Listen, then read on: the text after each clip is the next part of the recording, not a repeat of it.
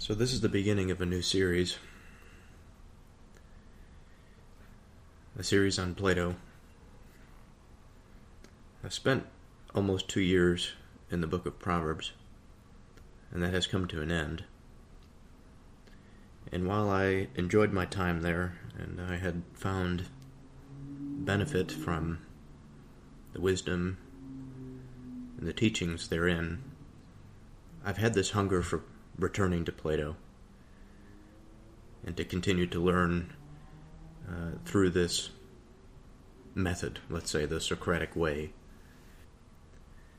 The last time that I went through any of the Platonic dialogues, the format has generally been I read a section, and then if there's something personally I want to go back and interpret, I'll do that. And to reflect on, I'll do that. I'm not sure if this is the best way to go about it, but nor do I understand if it's the most enjoyable thing to listen to, but at least for my own understanding, I felt it to be fairly productive. So I will probably be moving quite slow through each one of these dialogues, ripping in different sections where I feel appropriate, much like the reflections on Platonic dialogues past, but also the Proverbs of late. So we're going to begin with the dialogue, the Sophist. And I just read the introduction the other day. And this comes directly off of the heels of our previous Platonic dialogue, that of Theaetetus, which I had done a reading and reflection. But again, it's been almost 2 years since I've been in Plato, so my memory of that dialogue is limited. Sometimes I wonder exactly about this whole process of learning, how much of things actually sticks with us, and how much we completely forget. I'm of the opinion that given a strong effort and a decent period of time, there will be something that sticks with us about an experience, although some of the details may not be there.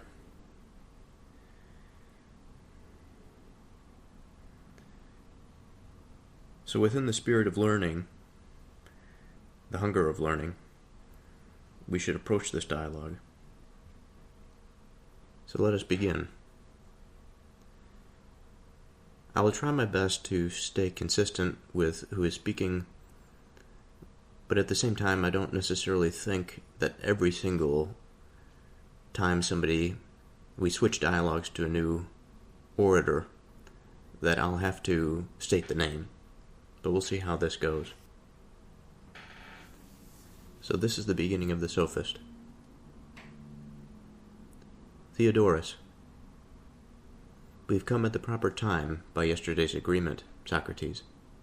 We're also bringing this man who's visiting us. He's from Malaya, and he's a member of the group who gathered around Parmenides and Zeno. And he's very much a philosopher. So here I would like to pause and give an explanation of who Parmenides and who Zeno were. So they were significant pre-Socratic philosophers. They were associated with the Eleatic school of thought. Their ideas here serve as a fundamental backdrop relating to ideas of being and non-being.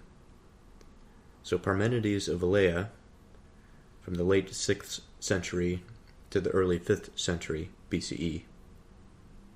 As I said, he was a philosopher from Elea in southern Italy, considered one of the founders of the Eleatic school.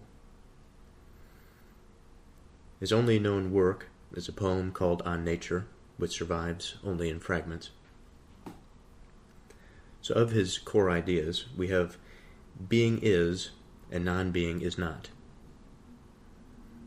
This is Parmenides' central claim. He argues that what is being must be unchanging, invisible, eternal, and complete. Any changing multiplicity or coming into being implies non-being, which he claims is unthinkable and impossible. Radical monism, according to Parmenides, reality is a single, unchanging, undivided whole. A perceived change or multiplicity is illusion or error, a dramatic challenge to common sense and the basis for much later philosophical reflection.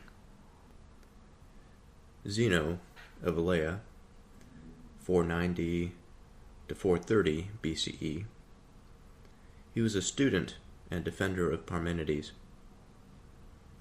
He's famous primarily for his paradoxes. So his core ideas, Zeno's paradoxes, designed to defend Parmenides' monism. Zeno's arguments aim to show that the belief in plurality and motion leads to absurdities. Some examples include the dichotomy. Before an object can travel a distance, it must get halfway there. Then halfway of what remains, ad infinitum, so it should never arrive. Achilles and the tortoise. Even the fastest runner can never overtake the slower one if the slower one has a head start, because he must always reach the point where the tortoise was, by which time it has moved ahead. The arrow. An arrow in flight is at rest at every instant of time, and therefore motion is impossible. Socrates. Are you bringing a visitor, Theodorus? Or are you bringing a god without realizing it instead, like the ones Homer mentioned? He says gods accompany people who are respectful and just. He also says the god of visitors, who's at least as much a god as any other, is a companion who keeps an eye on people's actions, both the criminal and the lawful ones. So your visitor might be a great power following along with you, a sort of god of refutation to keep watch on us, and show how bad we are at speaking, and to refute us. That's not our visitor's style, Socrates. He's more moderate than the enthusiasts for debating are. And he does not seem to me to be a god at all. He is divine, but then I call all philosophers that. Socrates. And that's the right thing for you to do, my friend. But probably it's no easier, I imagine, to distinguish that kind of person than it is to distinguish gods. Certainly the genuine philosopher who, quote, haunt our cities, end quote, by contrast to the fake ones, take on all sorts of different appearances just because of other people's ignorance. As philosophers look down from above at the lives of those below them, some people think they're worthless, and others think that they are worth everything in the world. Sometimes they take on the appearance of statesmen, and sometimes of sophists. Sometimes, too, they might give the impression that they are completely insane. But if it's all right with our visitor, I'd be glad to have him tell us what the people where he comes from used to apply the following names to, and what they thought about these things. Theodorus. What things? Socrates. Sophist, statesman, and philosopher. Theodorus. What, or what kind of thing, especially makes you consider asking that question? What special problem about them do you have in mind? Socrates. This. Did they think that sophists, statesmen, and philosophers make up one kind of thing or two? Or did they divide them up into three kinds corresponding to three names and attach one name to each of them? I don't think it would offend him to tell us more about it. Or would it, sir? Visitor. No, Theodorus, it wouldn't offend me. I don't have any objection. And the answer is easy. They think that there are three kinds, distinguishing clearly what each of them is, though isn't a small or easy job. Theodorus. Luckily, Socrates, you've gotten hold of the words that are very much like the ones we happened to be asking him about. And he made the same excuse to us that he made to you just now. since he's heard a lot about the issue, after all. He hasn't forgotten it. Socrates.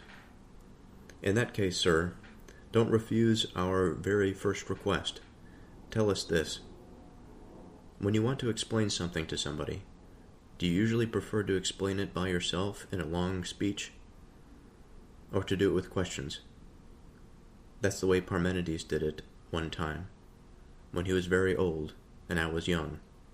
He used questions to generate a very fine discussion. Visitor. It's easier to do it the second way, Socrates, if you're talking with someone who's easy to handle and isn't a troublemaker. Otherwise, it's easier to do it alone. Socrates. You can pick anyone here you want. They'll all answer you politely. But if you take my advice, you'll choose one of the young ones. Theaetetus here, or for that matter, any of the others you prefer. As long as I'm here with you, for the first time, Socrates, I'd be embarrassed not to make our meeting a conversational give and take, but instead to stretch things out and give a long, continuous speech myself, or even to someone else, as if I were delivering an oration. A person wouldn't expect the issue you just mentioned to be as small as your question suggests. In fact, it needs a very long discussion. On the other hand, it certainly seems rude and uncivilized for a visitor not to oblige you and these people here, especially when you've spoken the way you have. So I'll accept Theaetetus as the person to talk with, on the basis of your urging, and because I've talked with him myself before.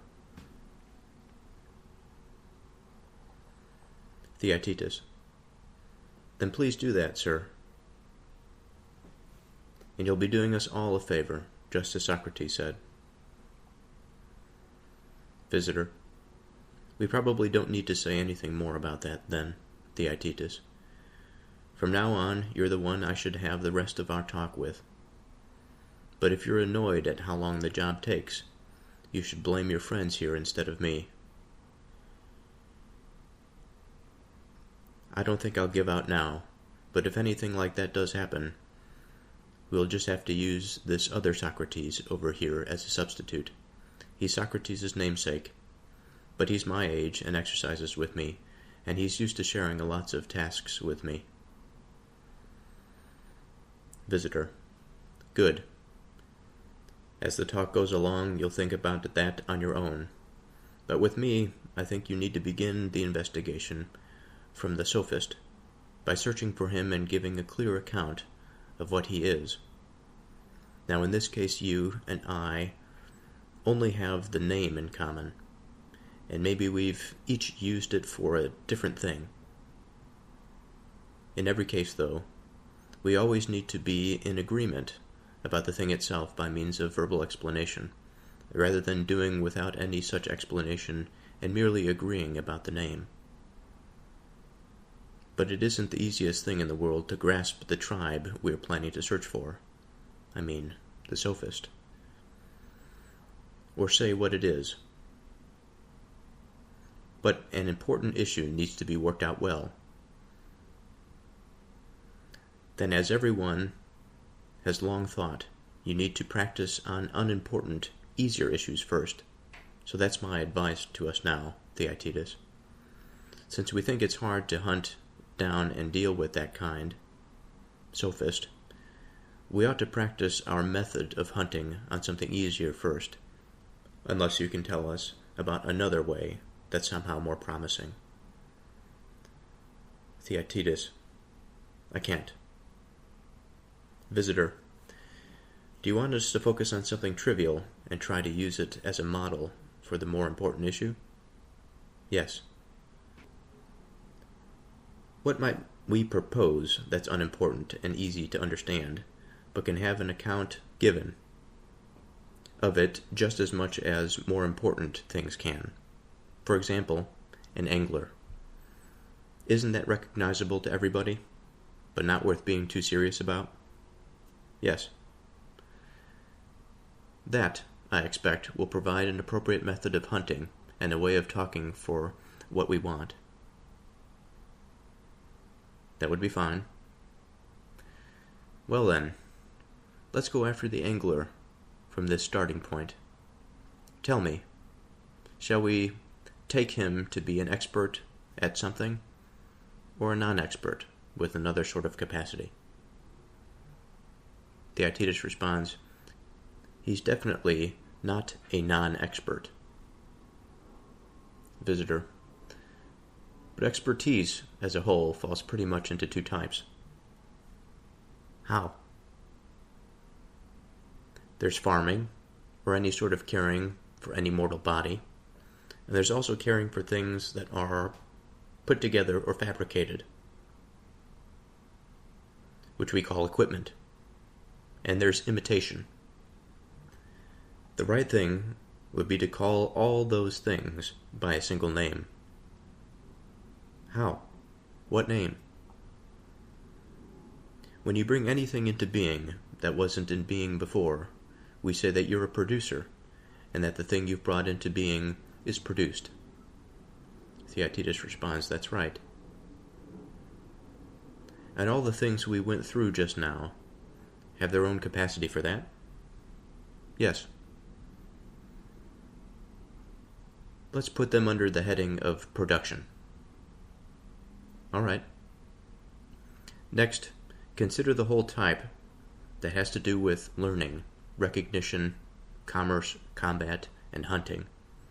None of these things creates anything. They take things that are or have come into being, and they take possession of some of them with words and actions, and they keep other things from being taken possession of. For that reason, it would be appropriate to call all the parts of this type acquisition. Theaetetus responds, yes, that would be appropriate. Visitor, if every expertise falls under acquisition or production, Theaetetus, which one shall we put angling in? Acquisition, obviously. Aren't there two types of expertise in acquisition? Is one type mutually willing exchange through gifts and wages and purchase? And would the other type, which brings things into one's possessions by actions or words, be expertise in taking possession? It seems so, anyway, given what we've said. Okay, so here I'm going to pause and insert a bit of a reflection in here. As is the case in the Proverbs, or any philosophical pursuit, we often come across the beginning of a journey with a statement, and it's always difficult for my mind, as disjointed and unfocused as it can be, to narrow something down into a solid beginning statement. Now, I certainly have the capacity to do it, but it's difficult for me. And I feel as though that it is difficult because of all of the potential possibilities that are out there, all of the contextual combinations of things. And so when our visitor, he says, but expertise as a whole falls pretty much into two types. For me, that's a difficult matter. That's a difficult thing to start with. But I think, regardless, we're going to have to surrender at some point to something that is definite and defined. We're building a mutual framework here in this dialogue. Part of the reason why the dialogues are so useful, because it builds the mutual framework through which we can begin to understand things, even if it is possible to build a different type of framework, even within the same parameters, let's say talking about the angler. And the angler, by the way, just for basic definition's sake, is a person who fishes with a rod and line. A fisherman. So let's discuss in a little bit more detail these two types that he had mentioned. The two types of expertise, that is. So he mentions farming. We can remove that for a moment because he says or, and then there's a broader conceptual piece here. Any sort of caring for any mortal body. And in farming, there's plenty of care for a mortal body. Plants are the mortal body in that situation.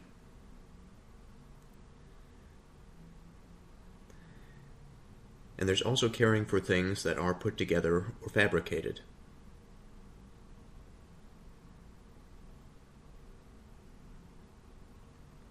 So these combine to form that one thing.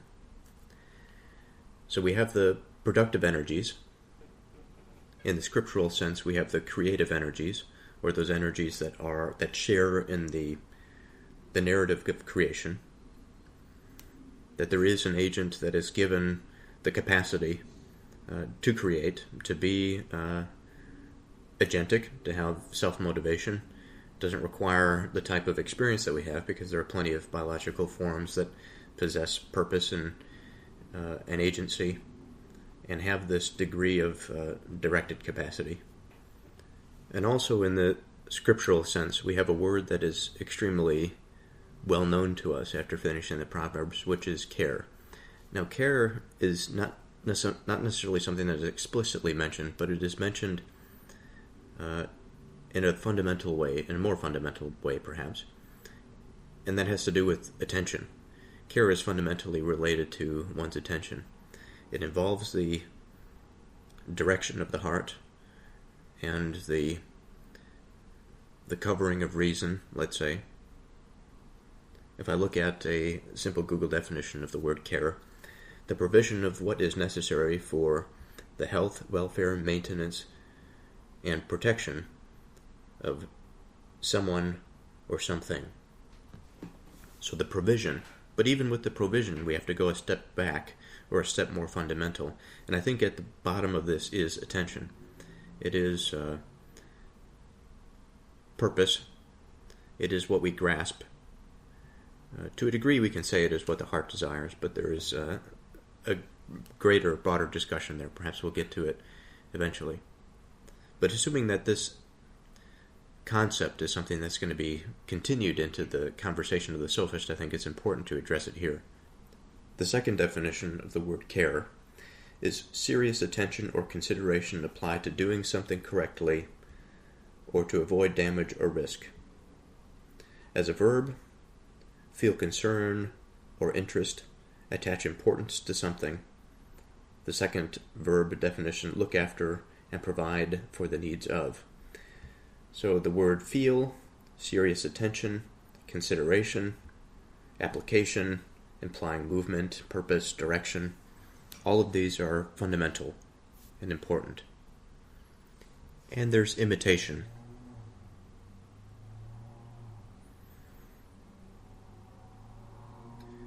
Similar words, emulation, copying, impersonation. There's potential implication of falsehood, which when we think about the Sophist, this is probably going to come back to us.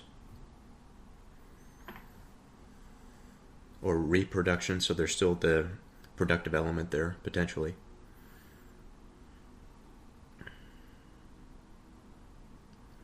And here's where we get into the sort of Parmenides Zeno territory. In that the visitor says that when you bring anything into being that wasn't there before, we say that you are a producer. And that the thing that you've brought into being is produced. Now the opposite side of that we already discussed a little bit in the beginning.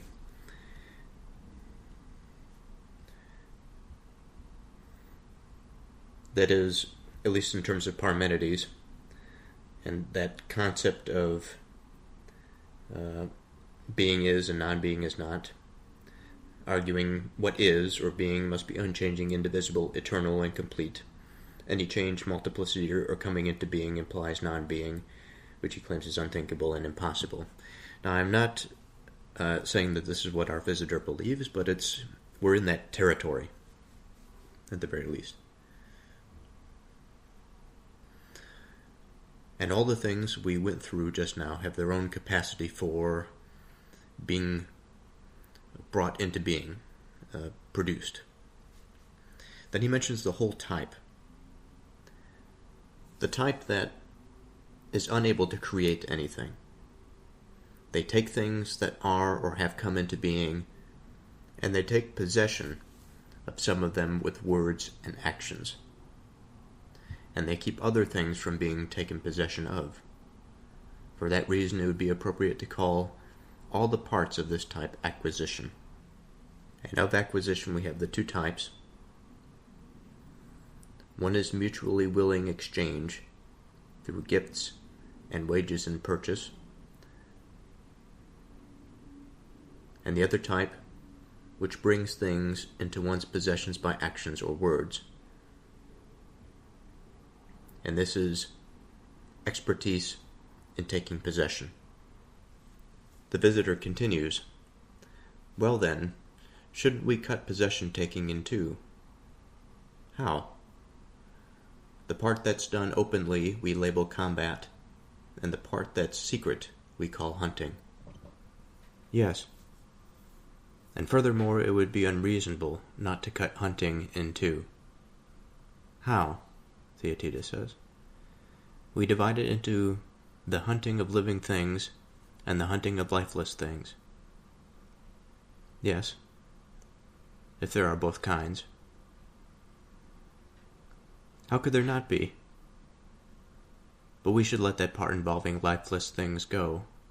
It doesn't have a name, except for some kinds of diving and other trivial things like that. The other part, namely the hunting of living animals, we should call animal hunting." "All right." The visitor says, "And isn't it right to say that animal hunting has two types? One is land hunting, the hunting of things with feet, which is divided into many types with many names. The other is aquatic hunting, which hunts animals that swim." "Of course. And things that swim, we see, fall into things with wings and things living underwater." "Of course. And all hunting of things that have wings, I suppose, is called bird catching." "Yes. And all hunting of underwater things is fishing." "Yes. Well then, this kind of hunting might be divided into two main parts." "What are they?" "One of them does its hunting with stationary nets, and the other one does it by striking." Theaetetus says, "What do you mean? How are you dividing them?" "The first one is whatever involves surrounding something and enclosing it to prevent it from escaping, so it's reasonable to call it enclosure." "Of course. Shouldn't baskets, nets, slip knots, creels, and so forth be called enclosures?" "Yes. So we'll call this part of hunting enclosure hunting, or something like that." "Yes. But the kind that's done by striking with hooks or three-pronged spears is different, and we should call it by one word, strike hunting, or what term would be better?" Theaetetus says, "Let's not worry about the name. That one will do." The visitor says, "Then there's a part of striking that's done at night, by firelight, and as it happens is called torch hunting, by the people who do it." "Of course. But the whole daytime part is called hooking, since even the three-pronged spears have hooks on their points." "Yes, that's what it is called. Then one part of the hooking part of striking is done by striking downward from above, and since you usually use a three-pronged spear that way, I think it's called spearing." "Some people do call it that. And I suppose there's only one type left." "What?" "It's the type of striking contrary to the previous one. It's done with a hook, not to just any part of the fish's body, but always to the prey's head and mouth, and pulls upward and from below with rods or reeds. What are we going to say its name should be, Theaetetus?" And he responds, "I think we've now found what we've said we aim to find." The visitor says, "So now we're in agreement about the angler's expertise, not just as to its name. In addition, we've also sufficiently grasped a verbal explanation concerning the thing itself. within expertise as a whole, one half was acquisitive. Half of the acquisitive was taking possession. Half of possession taking was hunting. Half of hunting was animal hunting. Half of animal hunting was aquatic hunting. All of the lower portion of aquatic hunting was fishing. Half of fishing was hunting by striking. And half of striking was hooking. And the part of hooking that involves a blow drawing a thing upward from underneath is called by a name that's derived by its similarity to the action itself. That is, it's called draw fishing or angling, which is what we are searching for. Theaetetus says, we've got a completely adequate demonstration of that anyway. Well then, let's use that model to try and find the Sophist and see what he is. So I'd like to pause here and think about what we've just gone through. We started that little exposition with the idea in mind of searching for the Sophist, and so we've returned to that point now of trying to find the Sophist. The language that was used in that situation was hunting for the Sophist, so it brings up this kind of interesting imagery in mind. I suppose I can't help myself, but I think about this period in which we're reading. There's no electricity. Everything is by firelight. In terms of machines, there are very little. In terms of art, there's quite a bit. In terms of sophisticated architecture, there is sophisticated architecture. And of soundness of mind and culture, there is that also.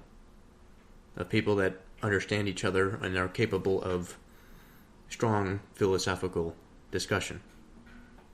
Now, there's always a negative to any particular society at any given time, but it is for us to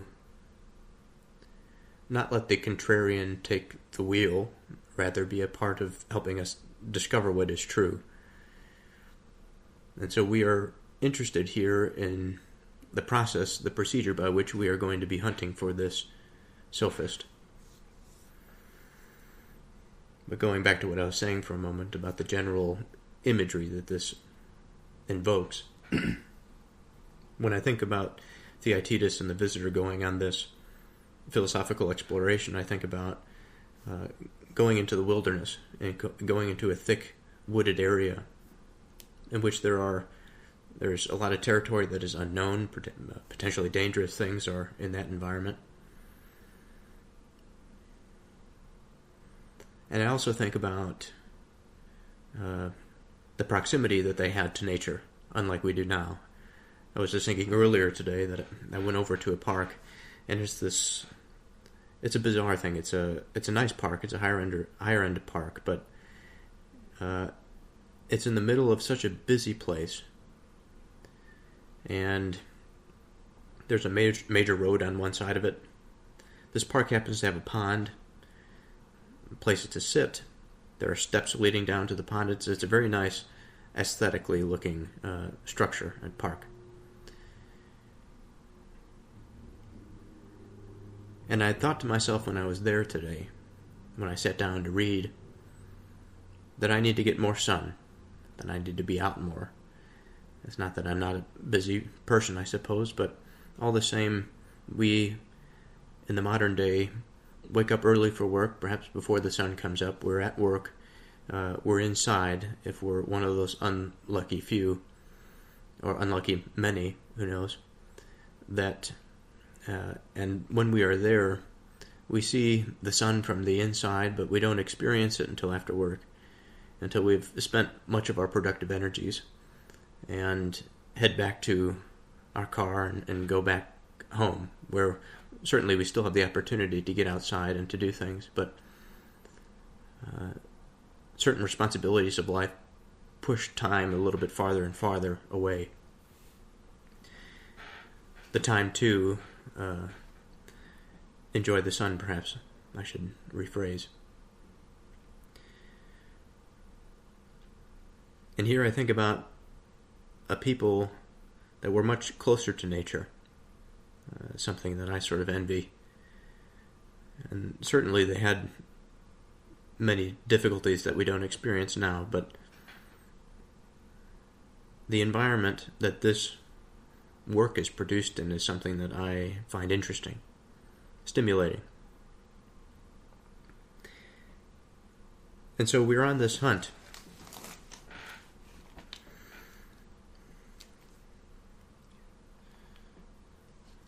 We are in an ancient civilization trying to determine things of mind, trying to drill little holes, philosophical holes for new connections of the nervous system, updating our software.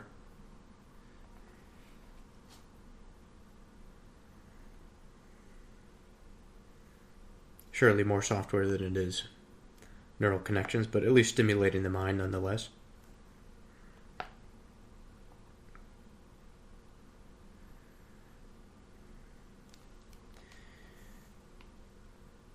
From moving away or moving on from the search for the Sophist, getting into that hunt, there's an agreement before we left and went on this journey, is that we must be in agreement about the thing itself. This is not something that I think can be overstated. This whole exposition that I had just mentioned about the angler, this is an example of what we are going to see, the method that we are going to use to hunt.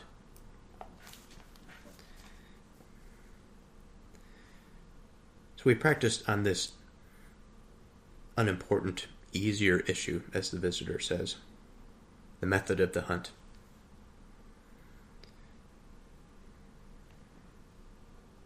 Now, the path we took for this easier issue was hunting of the angler. Now, the visitor gave a nice summary about where we just went, but just a general comment about the structure of this. A term is seen as a principle, or we can see it as a starting place. This is much like the proverbial exploration, but instead of being given the proverb, which has usually two segments, one segment is related to the other, and the two segments obviously involve multiple words, multiple principles at one time. Here we have one word, one meaning. Of course, we take the word in a broader context of hunting, but still we start with a principle. We try to aim as far down as we can, I suppose. Now, why exactly he started with expertise, I can only imagine. As I've just said, perhaps he tries to go as far down as he can. An expert is something that is difficult to define, but it's something important to understand, because an expert is somebody that has great value.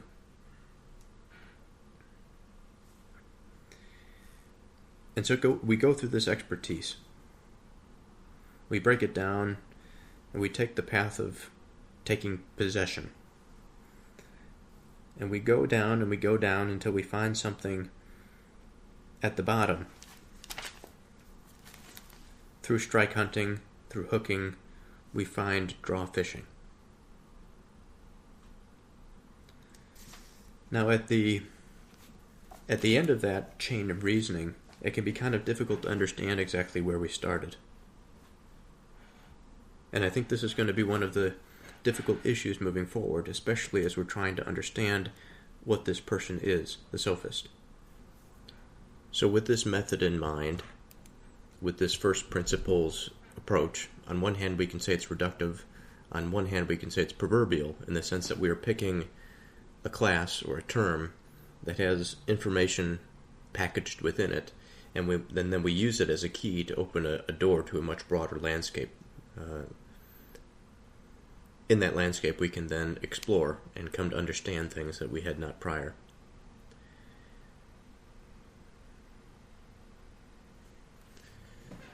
So let's see. Starting again with the visitor's comments. Well then, let's use that model to try and find the Sophist and see what he is. Fine, says Theaetetus. The first question, then, was whether we should suppose the angler is a non-expert, or that he is an expert of something. Yes. Well, shall we suppose the sophist is a layman, or completely and truly an expert? Theaetetus responds, he's not a layman at all. I understand what you're saying. He has to be a kind of person that the name sophist indicates. Now the word sophist is etymologically related to the word wise, with the root sophos, and so can be taken to connote knowledge and expertise. The visitor responds, so it seems we need to take him to have a kind of expertise. But what is it? Theaetetus responds. For heaven's sake, don't we recognize that the one man belongs to the same kind as the other? Which men? The angler and the sophist. In what way? To me, they both clearly appear to be hunters. Theaetetus says, we said which kind of hunting the angler does. What kind of hunting does the sophist do? We divided all hunting into two parts, one for land animals and one for swimming animals. Yes. We went through one part about the animals that swim underwater, but we left the land part undivided, though we noted that it contains many types. Of course. Up till that point, the sophist and the angler go the same way, beginning from expertise and acquisition. They seem to, anyway. Starting from animal hunting, though, they turn away from each other. One goes to ponds, rivers, and the sea, and hunts for the animals there. Of course, Theaetetus says.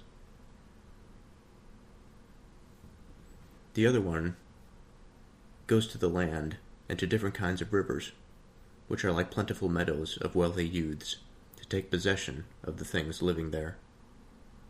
What do you mean? There are two main kinds of things to hunt on land. What are they? Tame things and wild ones. Is there any such thing as hunting tame animals? Theaetetus says. The visitor responds, there is if human beings are tame animals, at any rate. Make whichever assumption you like. Either there are no tame animals, or there are tame animals but humans are wild, or else you'll say, humans are tame, but aren't hunted. Specify whichever you prefer to say. I think we're tame animals, and I'll say that the humans are in fact hunted. The visitor responds, then let's say that the hunting of tame animals falls into two parts. How? Let's take piracy, enslavement, tyranny, along with everything that has to do with war, and let's define them all together as hunting by force. Fine. And we'll also take legal oratory, political oratory, and conversation all together in one whole, and call them all one single sort of expertise in persuasion. Right. Let's say that there are two kinds of persuasion. What are they? One is done privately, and the other is done in public.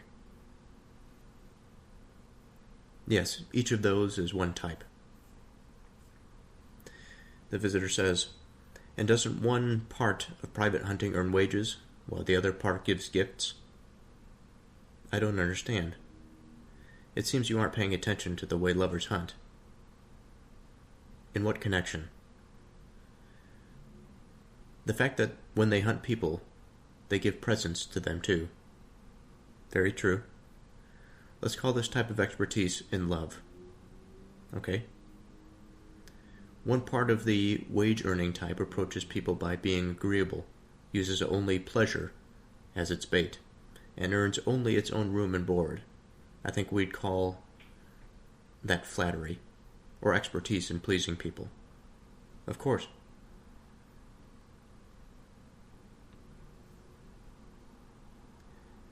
But doesn't the kind of wage earning that actually earns money, though it claims to deal with people for the sake of virtue, deserve to be called by a different name? Of course. What name? Try and tell me. Theaetetus says it's obvious. I think we found the Sophist. I think that's the name that would be suitable for him.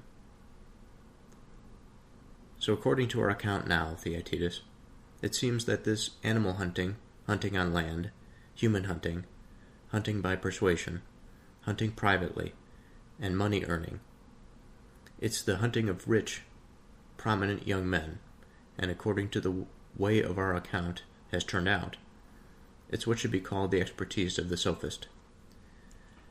So now it's time to pause for a reflection on where we've gone from our initial exploration of the Sophist here. So we're following our same rooted path, starting with the expert, to acquisition, to taking possession, to hunting of landed animals. When we get here, there's an interesting description, I'll say. Now there's a brief conversation where the visitor says there are two main kinds of things to hunt on land. He says there are tame things and wild things. Theaetetus says, is there any such thing as hunting tame animals? An interesting question to ask, because something that is tame is something that is obedient. We can say that it is docile. It has a degree of civility, perhaps a degree of reason and understanding, if we're talking about the human being. But of the domesticated animals, like cows, chickens, sheep, and all this sort of thing, it's understandable to ask the question, well, do we hunt these things? They're domesticated, they are bound to us by our relationship to them.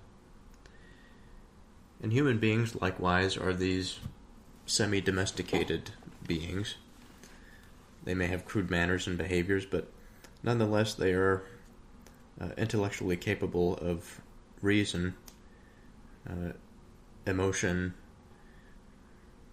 understanding, all of this sort of thing. And because they are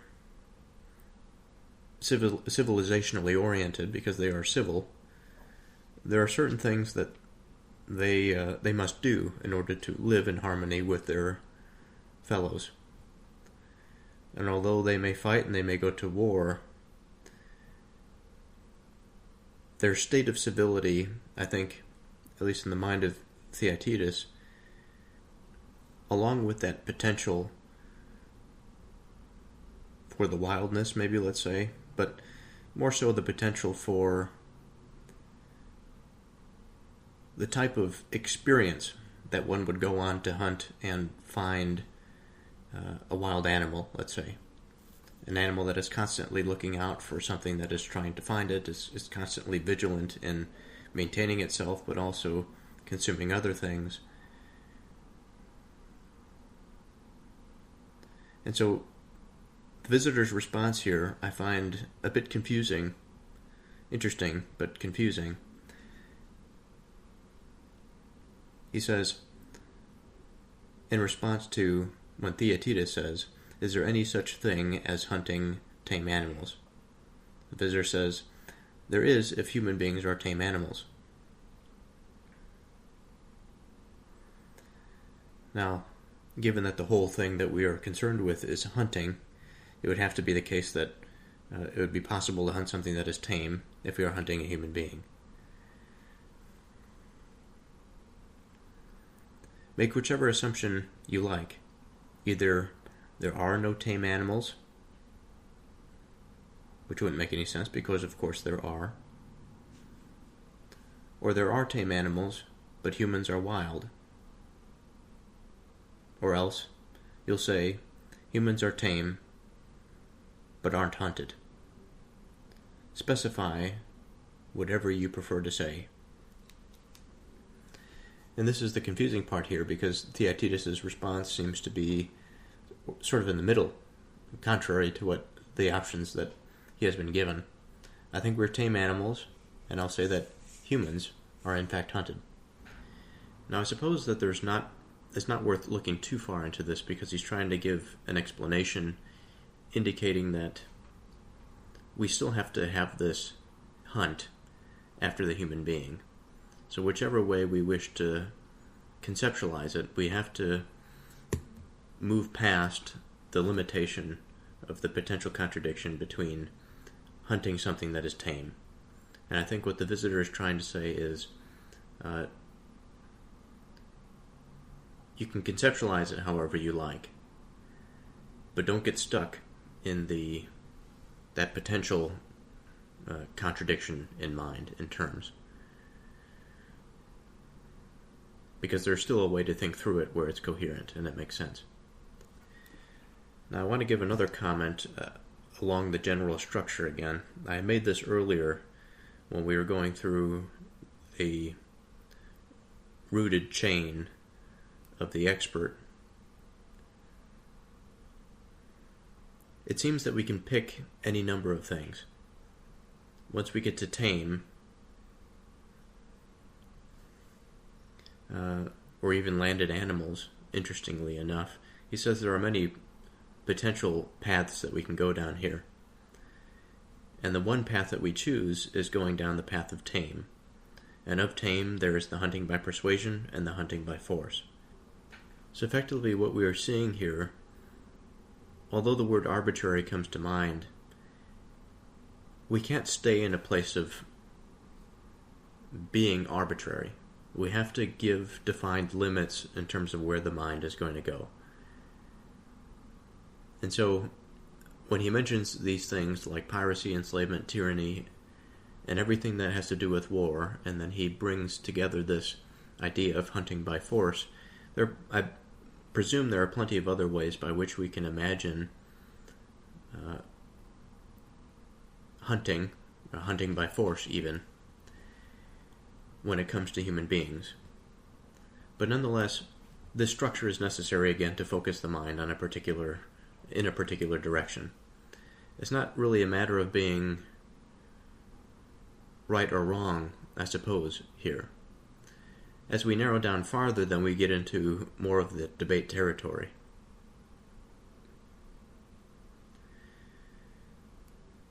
So we take hunting by persuasion. Persuasion is defined as causing someone to do something through reason or argument. Convince is another word that's common. To lead, to move in a particular direction.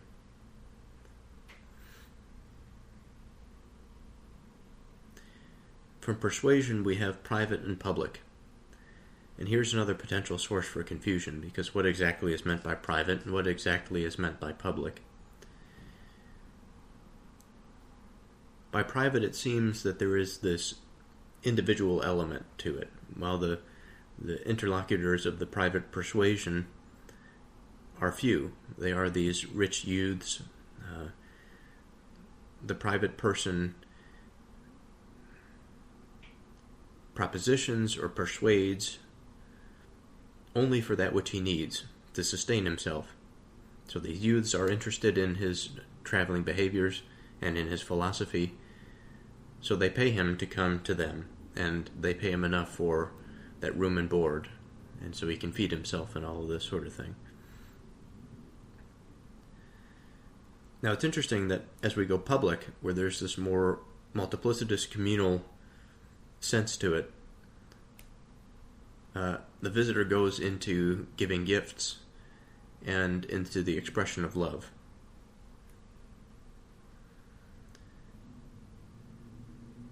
And this is all following along the tree of persuasion, let's say.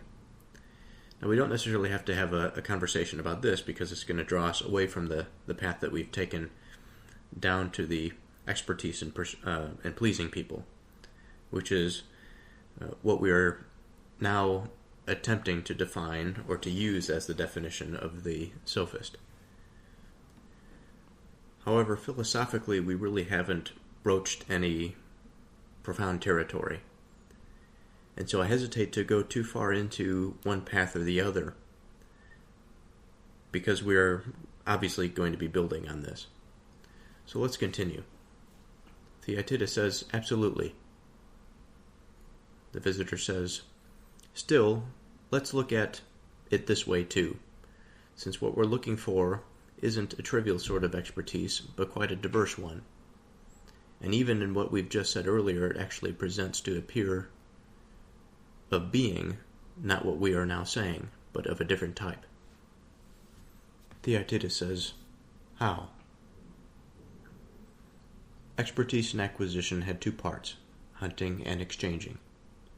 Yes. And let's say there are two types of exchanging, giving and selling. All right. And we're also going to say that selling divides into two. How? One part is the sale of things that the seller himself makes. The other is purveying, that is, the purveying of things that other people make. Of course. Then what? Isn't the part of purveying that's done within the city, about half of it, called retailing? Yes. And isn't the wholesaling the part that buys and sells things for exchange between one city and another? Of course. And can't we see that one part of wholesaling sells things for the nourishment and the use of the body in exchange for cash, and the other sells things for the soul? Theaetetus says, what do you mean by that? Maybe we don't understand the one for the soul, since certainly we understand the other kind. Yes. Let's consider every kind of music that's carried from one city to another and brought here and sold there, as well as painting and shows and other things for the soul. Some of them are transported and sold for amusement, and others for more serious purposes. We can use the word wholesaler for the transporter and seller of these things just as well as for someone who sells food and beverages. That's absolutely true. Visitor says, wouldn't you use the same name for somebody who bought and exchanged items of knowledge for money from city to city? Definitely. Wouldn't the right thing to say be that the art of display is one part of that soul wholesaling? And don't we have to call the other part of it, the part that consists in selling knowledge, by the name that's similar and also equally ridiculous? Definitely. And one name should be used for the part of this knowledge, selling that deals with knowledge of virtue, and the other name for the part that deals with knowledge of other things. Theaetetus says, of course. Expertise selling would fit the second one. You try and tell me the name of the first one. What other name could you mention that would fit it, except for the kind Sophist, which we are looking for right now? Visitor, I couldn't mention any other one. Come on now, and let's collect it all together. We'll say that the expertise of the part of acquisition, exchange, selling, wholesaling, and soul wholesaling, dealing in words and learning, have to do with virtue. That's sophistry in its second appearance. Definitely. In the third place, I think you'd call somebody just the same thing if he settled here in the city and undertook to make his living selling those same things, both ones that he'd bought and ones that he had made himself. Yes, I would. So apparently you'll still say that sophistry falls under acquisition, exchange, and selling, either by retailing things that others make or by selling things that he makes himself. It's the retail sale of any learning that has to do with the sorts of things we mentioned. Theaetetus says, it has to be, since we need to stay consistent with what we have said before. The visitor says, now let's see whether the type we're chasing is something like the following. What? Combat was one part of acquisition. Yes. And it makes sense to divide it in two? How? We'll take one part to be the competition and the other part to be fighting. Yes. And it would be fighting and proper to give a name like violence to the part of fighting in which one body fights against another. Yes. And as for the part that pits words against words, what else would you call it other than controversy? Theaetetus says nothing else. But we have to have two types of controversy. In what way? Theaetetus responds. So far as it involves one long public speech directed against another and deals with justice and injustice, it's forensic. Theaetetus says yes. Okay, so let's pause here before this gets too complicated and out of hand. Let's synthesize this information a little bit more. Now, I'm trying not to get too far ahead, so I'm taking it 2 pages at a time and then doing this sort of reflection, or stopping where I think it's appropriate. So now we're at a new point. We're at a point where we're thinking about further expertise. The visitor says, still, let's look at it this way too, since what we're looking for isn't a trivial sort of expertise, but quite a diverse one. So it would imply that the hunt that we went on, let's say the path that we took from expertise, we found expertise in pleasing people by using pleasure as bait, by being agreeable, by earning a private wage by doing so, hunting by persuasion. This is one quality of this person, but it was one road that we went down. And that road, it seems like it was too narrow. Otherwise, we wouldn't go all the way back up that reasoning chain, almost all the way back up to expert. We took one step below, and we found ourselves in the next step, or we could say step above, I guess, whatever analogy you wish to use. But I'm thinking like a tree or a rooted network structure. Starting with expert, we have acquisition and then willing exchange. And then out of willing exchange, we have giving and selling. Out of selling, we have things that are made by the individual, and then the things that are sold by the individual that are made by other people. Of the things that are purveyed or sold by an individual that are made by other people, we have retail and wholesale.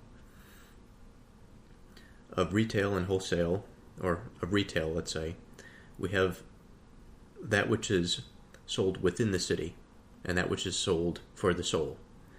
I think there's a conversation to be had there about why this is related. And then there's the other part of purveying, which is the wholesale, city to city, for use of the body.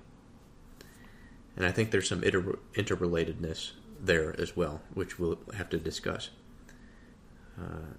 I think the reason that this is important because this map is going to become more complicated, but it's also going to be important to continually draw distinctions from where we've been, where the primary principle is, where we feel that we have found the Sophist, and what other paths that we have gone down. So in order to be most productive in terms of understanding where we're going, not only do we have to follow the relationship, the rooted network, but also understand the terms. So what do I mean by that? So again, starting from expertise, we've moved to acquisition. From acquisition, we have to the willing exchange of something. Willing exchange has been divided into 2 things, giving and selling. Of selling, things that are made by the individual, purveying of things that are made by others. And then of this purveying, we have retail, which is within the city, wholesale, city to city. Within the wholesale, we have items that are sold for the soul and items that are sold for the body. And of the things that are sold for the soul, what I find is interesting is that he mentions the arts, essentially. So there's the paintings, shows, and other things of that nature. Music.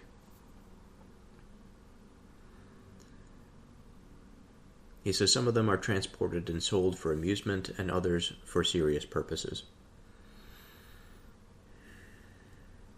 So keeping this in mind, because this is kind of a conception of what the soul is, or what they believe the soul to be. But what they feel that art, music, and all of this sort of thing satisfies is a need for an aspect of mind to be satisfied, or to whatever, to engage with this type of thing. Whereas the bodily nourishments would be like food and water, spices, all of that sort of thing. He says we can use the word wholesaler for the transporter and seller of these things just as well as for someone who sells food and beverages. So the next thing he brings up is the person that exchanges items of knowledge for money from city to city. So he's part of this wholesaler class. And so getting into this conception of the sophist, somebody that's interested in intellectual ideas, somebody that's interested in wisdom and virtue, that has been brought up twice, we seem to be on the right path.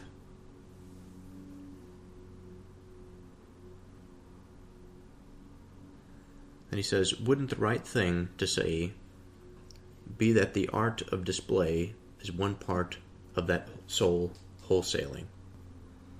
And don't we have to call the other part of it, the part that consists in selling knowledge, by a name that's similar and also equally ridiculous? And I'm saying ridiculous referring to, I think, the soul wholesaling, which is a strange term. Theaetetus says definitely. But the interesting part is when we get down to the sophist here, that there is this idea of this ridiculousness in there, and we have to wonder why. And one name that should be used for the part of this knowledge selling that deals with knowledge and virtue, and another name for the part that deals with knowledge of other things. So where are we at this point? So again, we are considering acquisition, selling things that are made by others, the wholesale sense of that city to city, or the transient, the merchant, maybe we'll say, the class of person that is moving from town to town. From the city to city wholesale, we have wholesale of the body and wholesale of the soul. Of the soul, we have the art of display, and then we have in the selling of knowledge. And it's this tree that we are approaching the sophist, or at least our conception of the sophist, of selling knowledge, that we've broken it down into two types: knowledge of virtue and knowledge of other things. Now he says expertise selling would fit the second one, sort of as a placeholder. This would be the knowledge of other things. And he asks Theaetetus to define the first one. And they say, like, well, I think it's the sophist, just like he did on the previous page, when we got down to the expertise in pleasing people. Now the visitor mentions a third thing that we can identify. It's really an extension, a logical extension of what we just discussed about the knowledge of virtue. But he says, well, it's certainly possible that the person can make a living within one city and still be classified as the same type of person. That they can still sell knowledge, they can sell art of display for the soul. Of the selling of knowledge, they can be a seller of expertise, or they can be a seller of virtue, which in that case is the sophist. So today happens to be a new day, and like always, a new day brings new thoughts. And it's always a process of getting back into a mode of thought. The plan here is to go almost 2 hours in this posture of reading and thinking and recording this evening.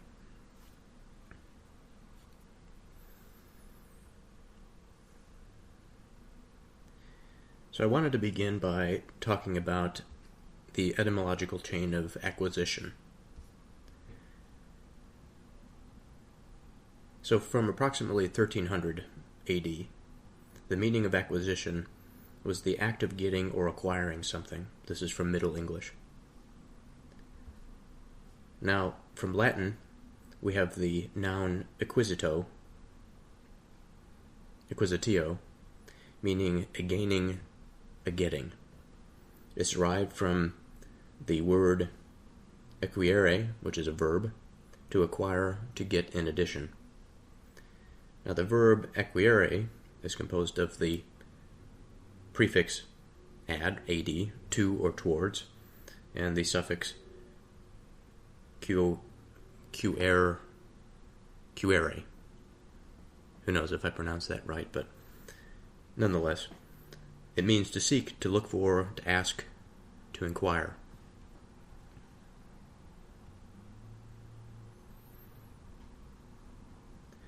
Now, given that this word that I just mentioned is the key Latin root, what comes of it, what's born of it in terms of English words, we have inquiry, question, quest, acquire, request. Again, to seek, to search for, strive for, ask, to inquire. Of the Sophist, we have somebody that sells knowledge of virtue. He sells it both for the soul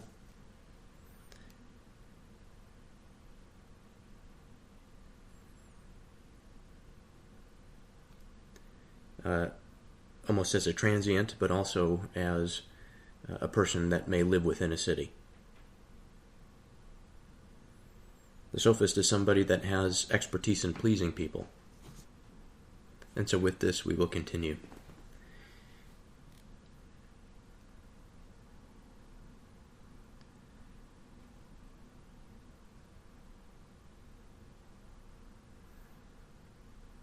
So I'm going to start with the visitor saying the following. And it would be fitting and proper to give a name like violence to the part of fighting in which one body fights against another. Theaetetus says yes. And as for the part that pits words against words, what else would you call it other than controversy? Theaetetus responds, nothing else. But we have to have two types of controversy, Theaetetus. Theaetetus says, in what way? So far as it involves one long public speech directed against another, and deals with justice and injustice. It's forensic. Theaetetus says yes. But if it goes on in private discussions, and is chopped up into questions and answers, don't we usually call it disputation? Yes. One part of disputation involves controversy about contracts and isn't carried on in any systematic or expert way. We should take that to be a type of disputation, since we can express what makes it different. But it hasn't been given a name before, and it doesn't deserve to get one from us. Theaetetus says that's true. Its subtypes are too small and varied. The visitor says, but what about disputation that's done expertly and involves controversy about general issues, including what's just and what's unjust? Don't we normally call it that debating? Theaetetus says, of course. Part of debating, it turns out, wastes money, and the other part makes money. Absolutely. Let's try and say what each of them ought to be called. We have to. I think one type of debating is a result of the pleasure of a person gets from the activity, and involves neglecting his own livelihood. But its style is unpleasant to most people who hear it, and in my view it's right to call it chatter. Theaetetus says that's pretty much what people do call it. The visitor, you take a turn now. Say what its contrary is, which makes money from debates between individuals. How could anyone go wrong in saying that the amazing sophist we've been after has turned up once again for the fourth time? The visitor says, It seems his type is precisely the money-making branch of expertise in debating, disputation, controversy, fighting, combat, and acquisition. According to what our account shows us now, that's the sophist. Absolutely. So you see how true it is that the beast is complex and can't be caught with one hand, as they say. It does take both hands. Yes, and you need all your capacity to follow his tracks in what's to come. Tell me, don't we call some things by names that house servants use? Theaetetus says, a lot of things. But what are you asking about? For example, things like filtering, straining, winnowing. Of course. And also we know about carding, spinning, weaving, and a million other things like that, which are involved in experts' crafts. Is that right? What general point are you trying to make with these examples? All the things that I've mentioned are kinds of dividing. Yes, says Theaetetus. Since there's a single kind of expertise involved in all of them, then according to what I've said, we'll expect it to have a single name. What shall we call it? Discrimination. All right. Think about whether we can see two types in it. Theaetetus says, you're asking me to do some quick thinking. The visitor says, in fact, in what we've called discrimination, one kind separates what's worse from what's better, and the other separates like from like. That's obvious, now that you've said it. I don't have an ordinary name for one of them, but I do have a name for the kind of discrimination that leaves what's better and throws away what's worse. What? Tell me. I think everyone says that that kind of discrimination is cleansing. Yes. Won't everyone see that cleansing has two types? Yes, maybe, if they had the time, but I don't see how. Many kinds of cleansing that have to do with the body can appropriately be included under a simple name. Which ones? What name? There's the cleansing of the inside part of the living bodies, which is done by gymnastics and medicine.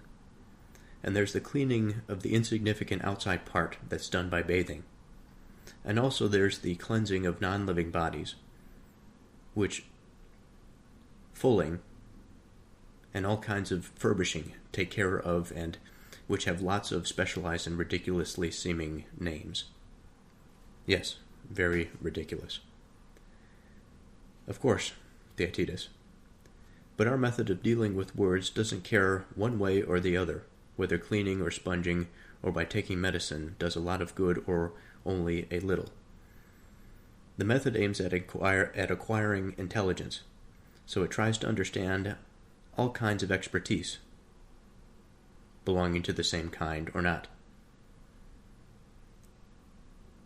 And so for that it values them all equally, without thinking that some of them are more ridiculous than others, as far as their similarity is concerned. And it doesn't consider a person more impressive because he exemplifies hunting by military expertise rather than by picking lice. Instead, it usually considers him more vapid. Moreover, you just ask about what name we call all the capacities that are assigned to living and non-living bodies. As far as that's concerned, it doesn't matter to our method which name would seem to be most appropriate, just so long as it keeps the cleansing of the soul separate from the cleansing of everything else. For the time being, the method has only tried to distinguish the cleansing that concerns thinking from the other kinds, if, that is, we understand what its aim is. Okay, so we're going to pause here again and discuss what these 2 pages have brought us in terms of understanding and progressing the discussion. So we've had so far 3 principled, rooted explorations into mind of what the sophist might be. We have the purveyor who sells his knowledge both internally to his community but also to other communities. So he's selling virtue, essentially. And the other part of this purveying, he has this expertise in pleasing people. So although he may not make much money, he is put up because of his way with words, let's say. Now, knowledge of virtue has an air of an idea of what's true, but the expertise in pleasing people doesn't necessarily have to do with truth at all. It can do with the exact opposite, actually. Now, the fourth thing that we have found comes from a different branch. It comes from acquisition, of course, taking possession, and this is our hunting branch. We've gone down hunting living things, animal hunting, landed hunting, hunting tame things, hunting by force, combat, fighting with words. We have public controversy, which includes matters of justice and injustice. In private matters, we have disputation, which may be non-systematic or non-expert. And then we have expert disputation, which involves debating not for money and debating for money. The debating for the money is where the sophist lives. This is his occupation. And the debating that involves no money and can be quite unfashionable is classified as chatter. And I like this expression about the beast is complex and he can't be caught with one hand. Because I've often found that in my younger years, I had this conception in mind that understanding involves this super solid, firm grasp on something, that you just know it, and that there aren't these slippery elements of knowledge and of knowing. But of course there are. There are plenty of contextual aspects to things. There are plenty of things that involve both good things and also bad things. And I think where we are going, especially since we mentioned division, is trying to find exactly where the spirit of the matter is. I don't know exactly where this dialogue is going to go, but I wouldn't be necessarily surprised if we took something like virtue, which is such an important aspect of the human experience. It involves truth. And then we took something of the monetary nature, the expertise in pleasing, which may not necessarily involve the truth. It can come into conflict. It can be divided. So how can you have a term that is an identity that is the sophist that can be split down the middle by his behavior? This is a question. Again, I don't know if this is where the exploration is going to go. So after we found this fourth principle of the sophist, we take a slightly new and different direction. And it begins by the visitor saying, "You need all your capacity to follow his tracks in what's to come. Tell me, don't we call some things by names that house servants use?" So again, a new line of thinking here. So the new line of thinking is particularly interesting because it does a couple of different things.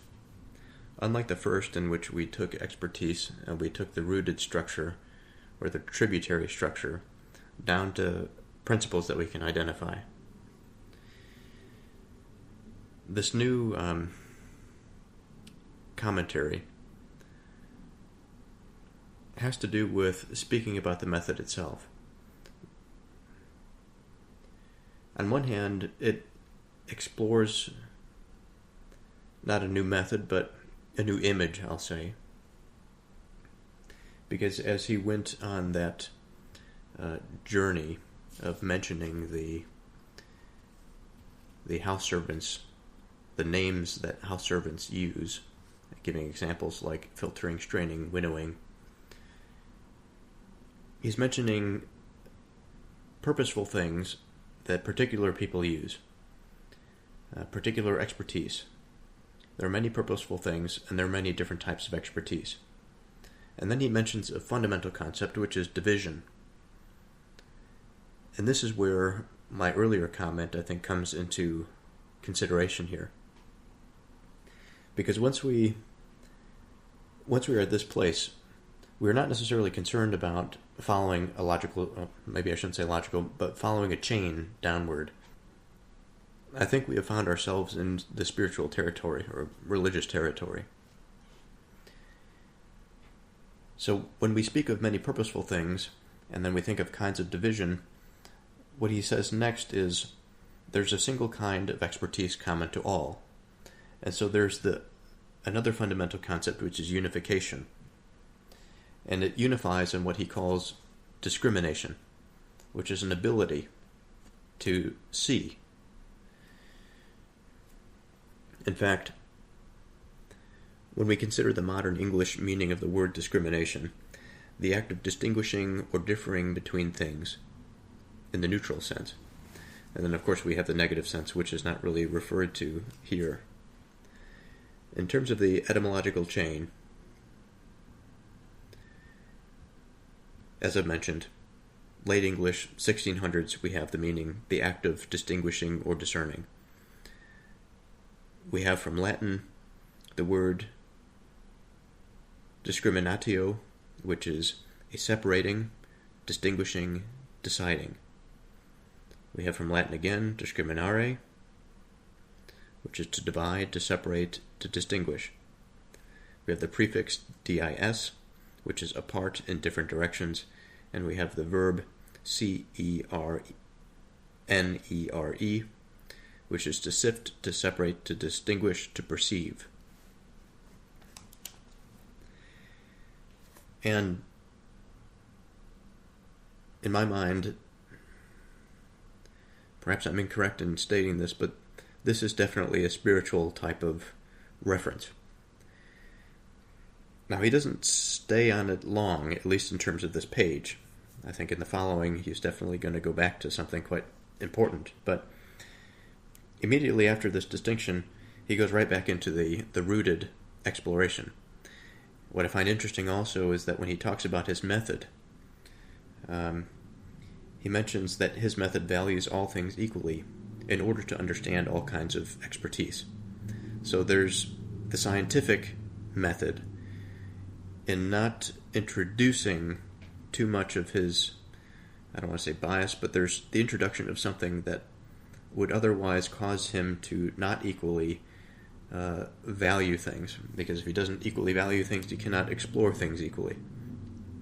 And it's in the spirit of exploration that he has to follow this method. But at the end of it, it doesn't necessarily mean that he's not influenced by discrimination. So when we have the word discrimination, he separates these out into two things. One, I think, is value, and the other is object. From the object, we have like from like, discriminating objects based on their physical characteristics. I say object more in the modern sense because it's like we are picking out objective things. It's not really something that we're concerned with emotionally. If we say that the book is read not because I feel that it's read because it is read. And I don't wish to say that the feelings are always the thing that causes understanding and truth to be false. This is, of course, not what I'm saying. But there's a difference between the object, like from like, in the sense that the book is read, and value, better or worse. Now, if we say which color is better, it's hard to determine the value there. But we can give a quite significant argument if we say, is the Sophist better than the dialogue Theaetetus, for example? And even there, I think betterness would be difficult, but at some point we would find something that is better versus something that is not. Now, of betterness, let's say, we have a type that is cleansing. We have the cleansing of the soul, and we have the cleansing of the body. Of the body is what he's mentioned specifically in what we've read so far. He separates the body into the living and the non-living. Of the non-living, there is the furbishing, This is the ridiculous forms that he mentions. But of the body that is living, there is the outside of the body, the superficial, which is bathing, and then there's the inside, which is nourished by medicine and gymnastics. Now, I think this conversation now is going to branch into the soul, into other type of cleansing. So I want to read the paragraph by the visitor again, and then get into Theaetetus' response. Of course, Theaetetus, but our method of dealing with words doesn't care one way or the other. Whether cleansing by sponging or by taking medicine does a lot of good or only a little. The method aims at acquiring intelligence, so it tries to understand how all things of expertise belong to the same kind or not. And so for that it values them all equally without thinking that some of them are more ridiculous than others, as far as their similarity is concerned. And it doesn't consider a person more impressive because he exemplifies hunting by military expertise rather than by picking lice. Instead, it usually considers him more vapid. Now, vapid, the definition of that is offering nothing that is stimulating or challenging. Moreover, you just asked about what name we call all the capacities that are assigned to living or non-living bodies. As far as that's concerned, it doesn't matter to our method which name we would seem to be most appropriate, just so long as it keeps the cleansing of the soul separate from cleansing of everything else. For the time being, the method has only tried to distinguish the cleansing that concerns thinking from the other kinds. If that is, we understand what the aim is. Theaetetus says, I do understand, and I agree that there are two types of cleansing, one dealing with the soul, and a separate one dealing with the body. The visitor says, fine. Next listen and try to cut the one we've mentioned in two. Theaetetus says, I'll try to follow your lead and cut it however you say. Do we say that wickedness in the soul is something different from virtue? Of course. And to cleanse something was to leave what's good and throw out whatever's inferior. Yes. So insofar as we can find some way to remove what's bad in the soul, it will be suitable to call it cleansing. Of course. We have to say that there are two kinds of badness that affect the soul. What are they? One is like bodily sickness, and the other is like ugliness. Theaetetus says, I don't understand. Presumably you regard sickness and discord as the same thing, don't you? I don't know what I should say to that.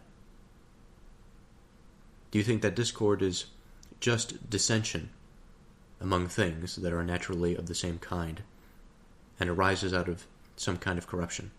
Theaetetus says, yes. And ugliness is precisely a consistently unattractive sort of disproportion. Yes. Well then, don't we see that there is dissension in the souls of people in poor condition, between beliefs and desires, anger and pleasures, reason and pains, and all of those things with each other? Absolutely. But all of them do have to be akin to each other. Of course. So we'd be right if we said that wickedness is discord and sickness of the soul. Theaetetus says absolutely right. Well then, suppose something that's in motion aims at a target and tries to hit it, but on every try passes it by and misses it. Are we going to say that it does this because it's properly proportioned or because it's out of proportion? Out of proportion, obviously. But we know that no soul is willingly ignorant of anything. Theaetetus says definitely. But ignorance occurs precisely when the soul tries for the truth, but swerves aside from understanding, and so is beside itself. Of course. So we have to take it that an ignorant soul is ugly and out of proportion. It seems so. Then there are, it appears, these two kinds of badness in the soul. Most people call one of them wickedness, but it's obviously a disease of the soul. Yes. They call the other one ignorance, but if it occurs only in a person's soul, they aren't willing to agree that it's a form of badness. Theaetetus responds, "One thing absolutely must be granted. The point I was in doubt about when you made it just now, that there are two kinds of deficiency in the soul. We need to say that cowardice, licentiousness, and injustice are a disease in us, and that to be extremely ignorant of all sorts of things is a kind of ugliness." The visitor says, "In the case of the body, weren't there two kinds of expertise dealing with those two conditions?" "What were they?" The visitor says, "Gymnastics for ugliness and medicine for sickness." "Apparently. And isn't correction the most appropriate of all kinds of expertise for treating insolence, injustice, and cowardice?" Theaetetus says, "So it seems, to judge by what people think." "Well then, for all kinds of ignorance, wouldn't teaching be the right treatment to mention?" "Yes." Now, should we say that there's only one kind of expertise in teaching, or more than one, with two of them being the most important ones? Think about it. Theaetetus says, "I am. I think we'll find it quickest this way." "How?" So we're going to pause and reflect on everything that we've just read. So when we started this segment, we started with that long paragraph on the part of the visitor. He's discussing the method. He's discussing that there's an impartiality to the method. The method values all things equally to understand all kinds of expertise, aims at acquiring intelligence. And then we get into this differentiation of the soul. That there are two types of cleansing. One has to do with the soul, and then one has to do with the body.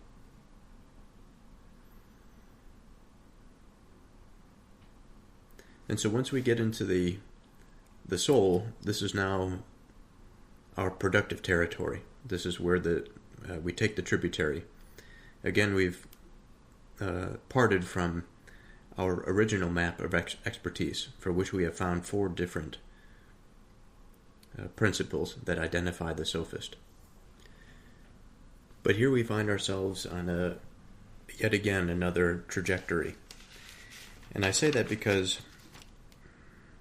it's certainly related to where we were when we discussed division and of coming together in some unification, the single kind of common expertise to all, that this involves discrimination, which is now we have the separation of value and object like from like, value better from worse.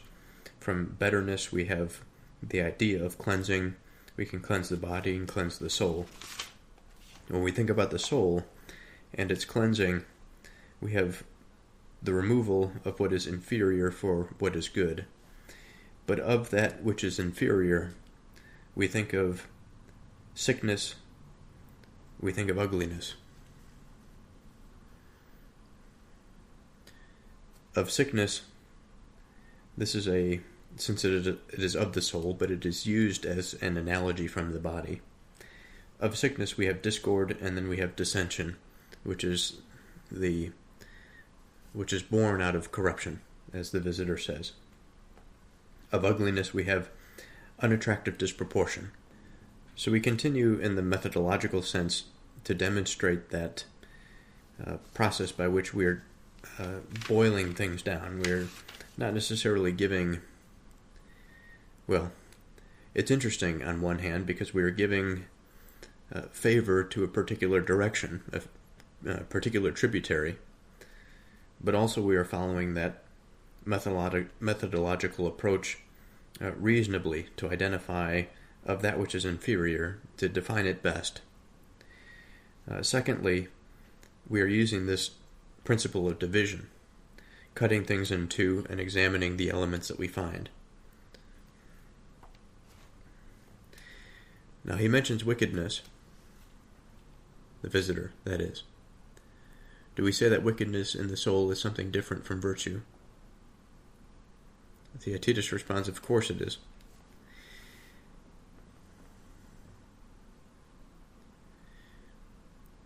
And wickedness is something that we have spent a lot of time talking about in the Proverbs. It is something that is well understood. It is well explored. It can be a very broad concept, quite a permeating concept. The fact that it is mentioned here gives us pause, especially when we're talking about cleansing. We are then tasked to think about what it would necessarily mean to cleanse wickedness out of somebody. But in order to do that, we sort of have to identify those inferior elements of soul, which would be caught up in something like wickedness.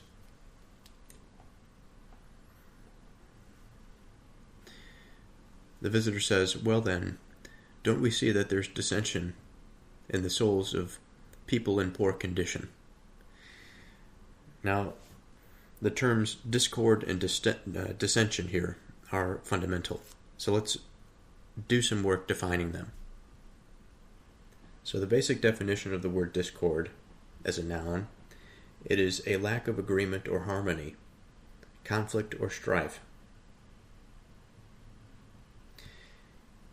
Now in the social context, we have the expression a discord between factions. In the musical context, we have discordant sound, something that is clashing or dissonant.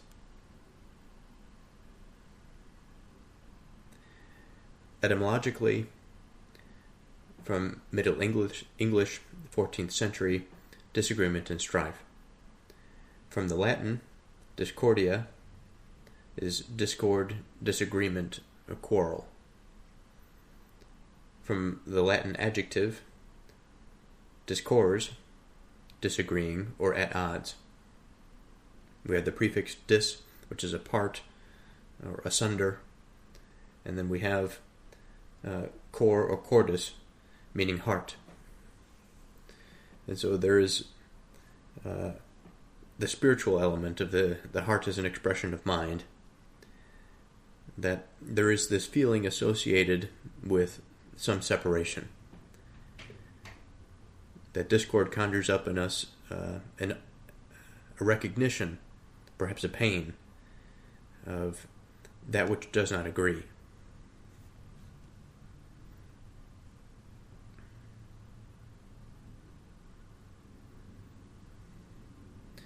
We can also think about it in terms of the hearted sense, something that has different hearts. So if you put things together, but if they are of different heart, of different feeling, they don't agree. So either way, I think that works. Now in terms of dissension, it is a serious disagreement or difference of opinion, often leading to discord or conflict. So dissension from Middle English, we have disagreement or strife. And again, in discord, we have disagreement and strife. So they're quite similar terms, similar words. From the Latin, again, we have a word meaning disagreement or discord. Dissensionem, we have from the Latin verb dissentire, which means to disagree. But again, we have a sense of apart and feeling. We're feeling apart, feeling away from.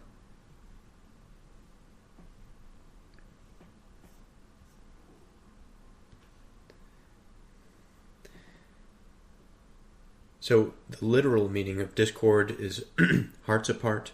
The literal meaning of dissension is feelings apart. And so by the word, discord seems to be a little bit more of an intense thing, hearts apart versus feelings apart. If the heart is going to be the thing that is the producer of feelings, you can have one or two feelings that are different. But if the entire machine that is producing feelings is separate from another heart, it would seem that discord is a little bit more intense, let's say. Now, in terms of just trying to understand how these words are used, not necessarily making any broad philosophical claim or understanding here. When the visitor says, "Do you think that discord is just dissension among things that are naturally of the same kind and arises out of the same kind of corruption?" Theaetetus says yes. So we sort of have this recognition that these words are fairly similar, and while there may be a slight difference between the two, maybe, it really doesn't matter. The important thing is that there is a disagreement because of some corruption somewhere. But we continue with the word dissension. Don't we see that there's dissension in the souls of people of poor condition between beliefs and desires? So people of poor condition. If this was a proverbial expression, I would spend a lot of time thinking about what a poor condition actually means. How do we find ourselves in a poor condition? How do we recognize a poor condition? By what standard do we measure a poor condition? Between beliefs and desires. So I wanted to spend a little bit of time just thinking about maybe why this sort of thing is brought up, rather than just sort of arbitrarily take it at hand. Between beliefs and desires, what is the difference between a belief and a desire?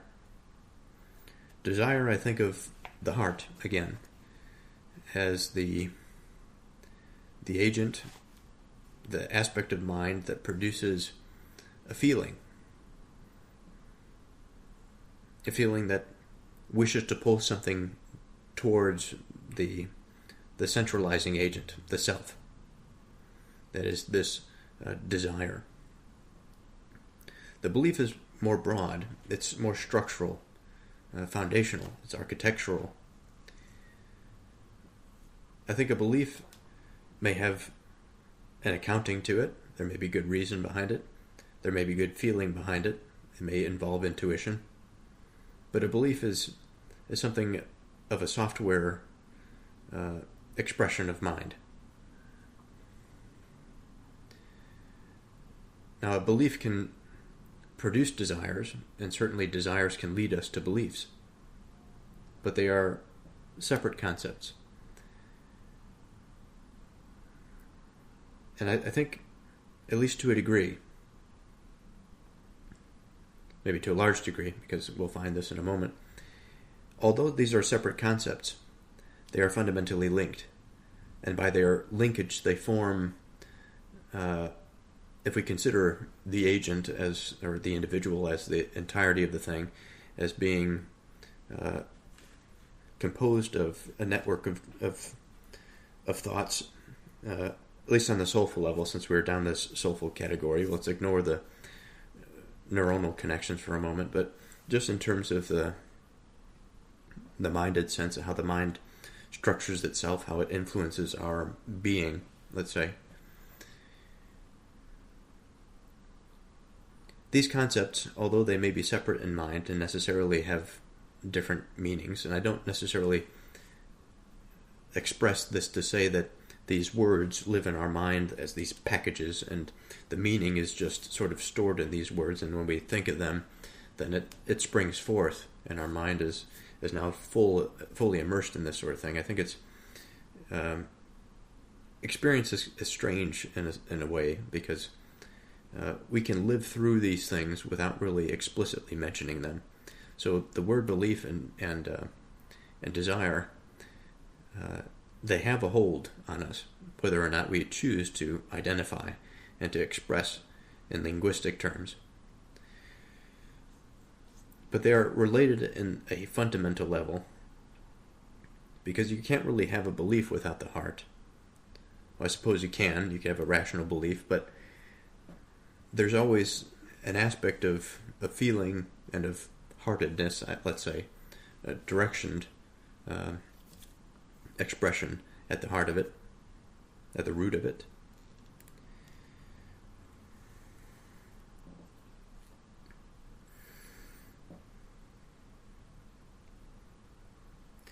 The belief is much like a fuel, or rather I should say, a desire is much like the fuel that we can say that our beliefs run on.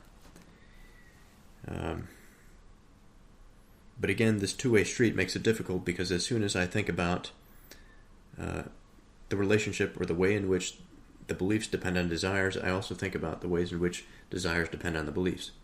So we have this, maybe a dichotomy between how unified something is, but also how we can identify their separate nature. We can say the same for anger and pleasures.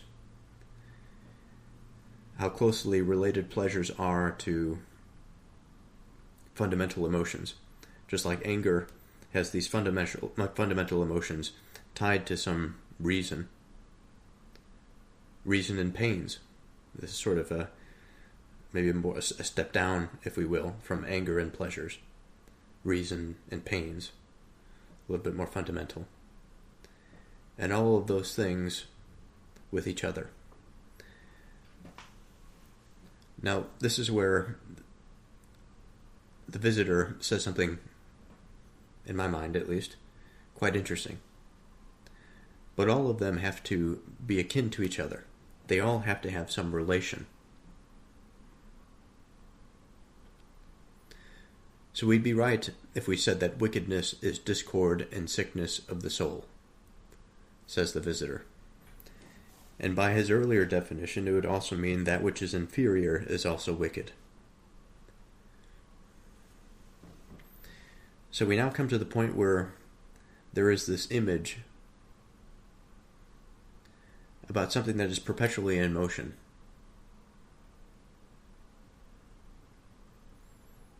For whatever reason, I think about an archer on horseback that is running at a target,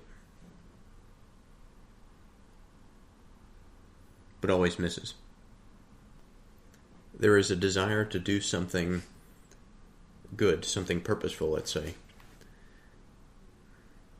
But despite their desire, there is this perpetual failure. We call this failure out of proportion.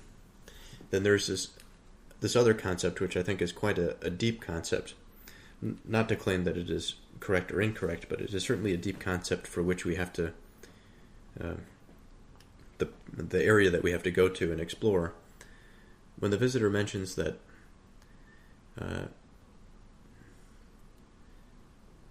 we know that no soul is willingly ignorant of anything.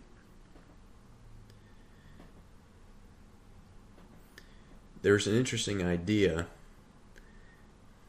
In the proverbial sense, I've come to an understanding or a belief that the soul is the connection, the place of connection with God and the agent. We are the agent in this sense. The soul is a sacred place.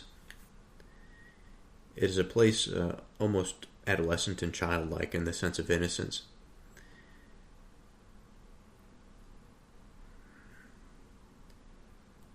It would be difficult to say of its desire because it's a relational thing. But we have a soul, it belongs to us, but it also, much like a highway, for example, we drive on it. It is something that we believe as citizens sort of belongs to everybody. The soul belongs to us and also to God. And I think about this innocence, and I think about the narrowing or the widening of a soul.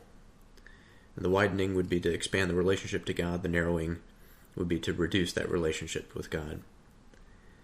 And there is this willing component, I think, in the widening and the narrowing. And within the narrowing, we find ignorance. But it is not to say that this ignorance is impossible.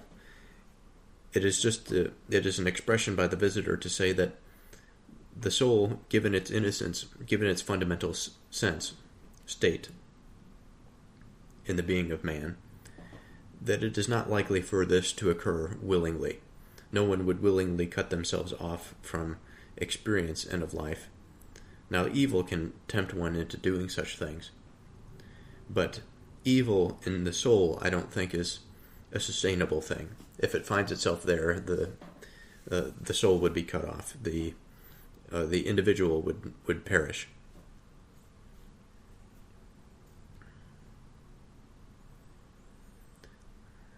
I suppose we could say the soul to this experience, maybe.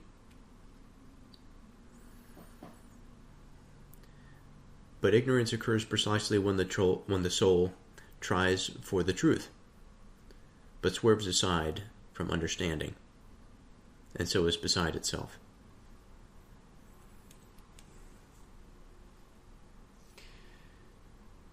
And he continues, we have to take it that an ignorant soul is ugly and out of proportion. So there's something that I've failed to do here, and that is to discuss proportion. Now, when I think about proportion, my mind immediately goes to some fraction of something. A piece of a whole, or a whole and a piece of another whole. The ratio between one thing and another. Now, proportion. Now, I hope I didn't go through this already, because today is a new day, but I don't believe that I did. If I did, then it is a good exercise to go through again. The word proportion. From Middle English in the 14th century, we have comparative relation of parts, harmony. This comparative relation of parts, I think, is fundamental. From the Latin, we have proporito, which means proportion, symmetry, or relation. From the prefix pro, which is forward, for, in favor of, and portio, a part or portion.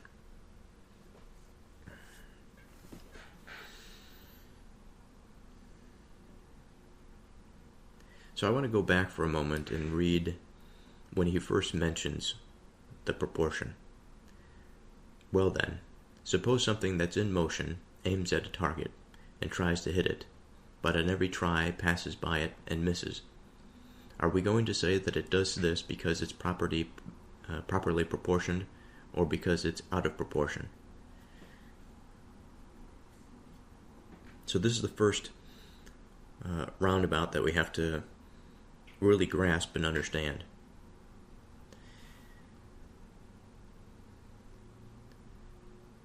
So I mentioned earlier, when I was interpreting this, I thought of some Mongol warrior riding on a horse. I wish to move away from that, to think of something new, to think of something practical. I think about my own life, and I think about the goals that I have. I think about the projects that I'm working on. I think about work. And there are these things that I'm continually aiming for.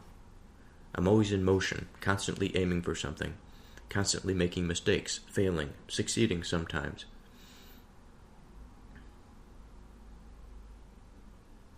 So the general grasp must be then, if we are speaking of parts of a whole, in this experience in particular, in any of our lives, how do we conceptualize the different parts? On one hand, we can conceptualize the different parts in terms of the self, because the self is composed of many different moods, wants, and desires, relationships that influence the self. The self is a dynamic thing. Ultimately, it has one centralizing, guiding experience to it. But the parts are what we are concerned with. And then there's the other aspect of this. When we think about what is mentioned here, about something that is in motion, we could say that the self is in motion. but we may not necessarily have to reflect on the self and its parts, but more so the self, the behavior of the agent, let's say. And the various trials, we could think of the trials as parts, I suppose, into some broader whole that can be considered a goal or some end state desire, regardless of what it, goodness or wickedness, whatever. Again, we're using the method here. We're not concerned about that at the moment.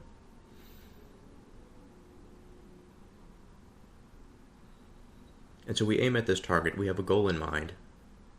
We try to achieve that goal, but every time we try it, we fail.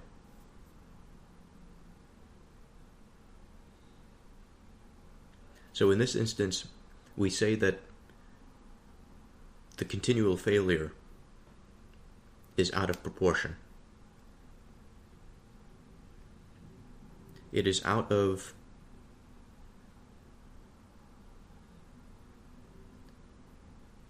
relation to its parts. Using that definition literally, it is out of a comparative relation to its parts. It lacks symmetry. The parts, as they relate to each other, do not favor each other. And so whether we choose to think about the self or we choose to think about a goal and the behaviors that are directed to achieve that goal, of course, if we are thinking and acting and believing as we do so, as we must, these are all parts of that broader experience. If there's something relationally, let's say, in our personal lives, when we encounter people, we continually have the same experience of having bad relationships.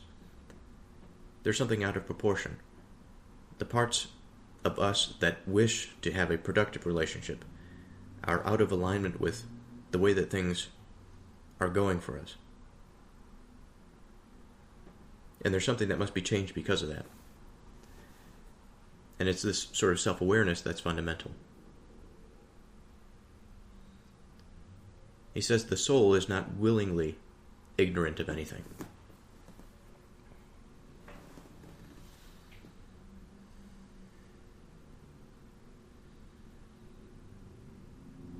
Our desires can be quite pure. We can have all sorts of conceptions of what the ultimate good is and where exactly our efforts ought to be placed.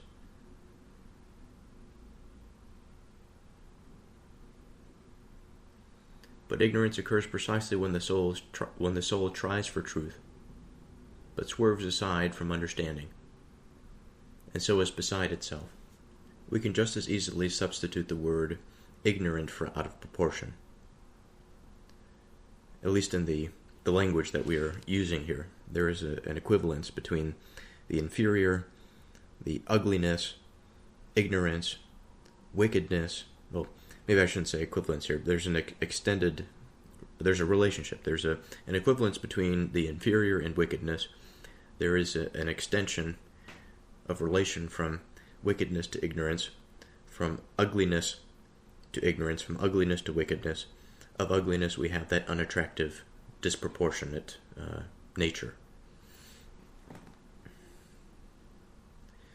So, reading this again, but that which is out of proportion occurs precisely when the soul tries for truth, but swerves aside from understanding, and so is beside itself. And so it is this understanding that is the word that we use here to connect the soul to that process, the procedure, the method by which we fall into symmetry, fall away from disproportion. And in fact, he says exactly this. So we have to take it that an ignorant soul is ugly and out of proportion.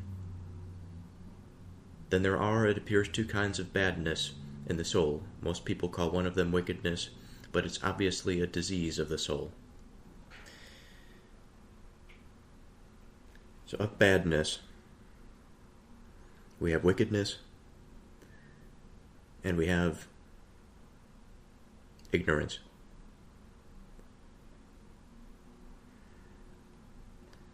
I'm debating about where to go from here. Indecisiveness can often be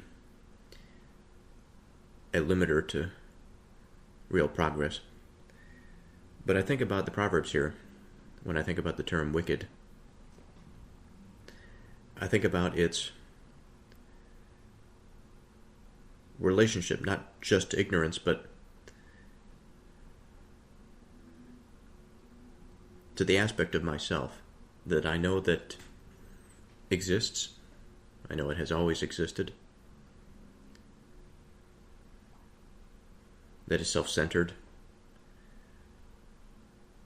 That is unfeeling. That is poor feeling. That tends towards things that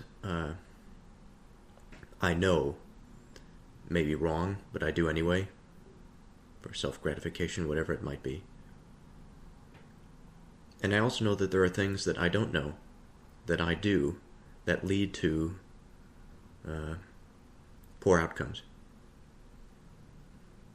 This is what we call ignorance.